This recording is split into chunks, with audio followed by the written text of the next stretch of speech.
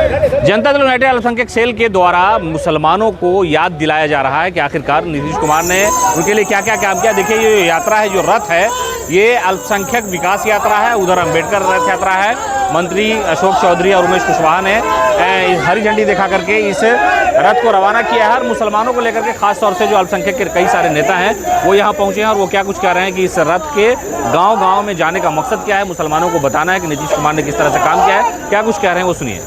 देखिए 18-19 साल के तारीख में नीतीश कुमार जी ने जिस तरह से बिहार के अक़लियतों के लिए जितनी भी योजनाएं चलाई, उन योजनाओं को मुसलमानों तो घर घर तक पहुंचाना मेरा कर्तव्य है, पार्टी के सारे नेताओं का कर्तव्य बनता है पहुंचाएं, ताकि जितनी योजनाएं चलाई जाए उससे लाभान्वित भी हो सके। हमारी जितनी भी योजनाएं, लगभग हमने अभी पम्फलेट में भी देखा है 24 से कम योजनाएं नहीं है। तो अक़लियतों के लिए जिस तरह से 18 साल में, बल्कि यूँ कहूँ कि आज़ादी के बाद आज तक जिस सरकार ने, माननीय नीतीश कुमार ने अक़लियतों के फलाह बहबूद के लिए जो काम किया है, किसी भी नेता ने नहीं किया, चाहे कांग्रेस की गवर्नमेंट 40 साल रही हो या 15 साल लालू यादव की रही हो। तो हम ये इस रथ यात्रा के ज़रिए अक़लियतों के बीच में जितनी भी योजनाएं चलाई जा रही हैं, नीतीश कुमार का जो इरादा है, जो उन्होंने किया है, उस काम को पहुंचाएं, ताकि लोग समझ सके कि मेरा हमदर्द कौन है और कौन मेरे मुखलिस है, किसने मेरे लिए काम किया है। और इसी बुनियाद की इसी के तहत ये रथ यात्रा निकाला जा रहा है। हमें ये तो एक पैगाम दिया जा रहा है कि जो नीतीश कुमार ने बिहार में काम किया है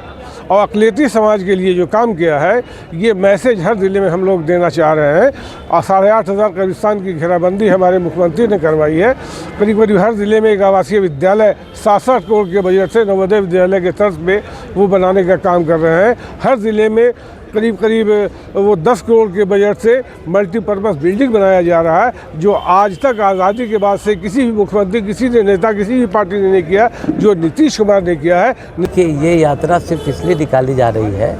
कि माननीय मुख्यमंत्री जी जो 2005 के बाद जितना अक़लियत के लिए जितना उन्होंने काम किया है, उन तमाम कामों को देखते हुए, उन तमाम कामों को लोगों को बताने के लिए ये यात्रा निकला हुआ है, जिसमें प्रदेश के जो अध्यक्ष हैं वो इसको लेके जाएंगे ज़िला में, और जहाँ जहाँ पे सरकार हम लोगों को बोलेगी ज़िला के लिए हम लोग भी जाएंगे और अपने कामों को बताएंगे जो नीतीश जी ने अब्दुल कयूम अंसारी साहब, मौलाना अबुल कलाम आज़ाद साहब, मौलाना मजरुल हक साहब, गुलाम सरवर साहब, इन सब लोगों के कारनामों को बताते हुए एक पूरे बिहार में दौरा करेंगे, जो 2025 की तैयारी है। अक़लियती तरक्याती सफ़र, मुसलमानों की तरक्की कैसे होगी, इसके लिए हम लोग आज ये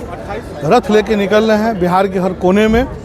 बिहार के मुख्यमंत्री नीतीश कुमार जी चाहते हैं कि मुसलमानों की तरक्की हो, मुसलमान मेन लाइन से जुड़े, क्योंकि मुसलमानों के अंदर में तालीम की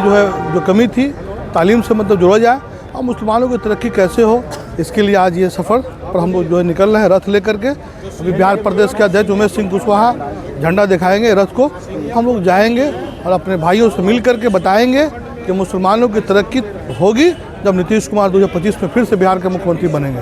मिशन है माननीय नीतीश कुमार जी के द्वारा जितने भी कार्य किए गए हैं पिछले 19 सालों में, उसको पूरे बिहार के हर मुसलमान के घर घर तक पहुंचाना, और हम लोग पूरे बिहार के सफ़र पर निकले हैं। इसीलिए इस प्रोग्राम का नाम अल्पसंख्यक विकास यात्रा अक़लियती तरक्याती सफ़र रखा गया है। और अक़लियतों की कैसे तरक्की हुई, कितना तरक्की हुई पिछले 19 सालों में, और 19 साल पहले, पिछले 19 साल पहले मुसलमान कहाँ था, बिहार का किस लेवल में था, उसको बताने के लिए ये यात्रा निकली है। इसका मकसद ये है कि माननीय मुख्यमंत्री नीतीश कुमार ने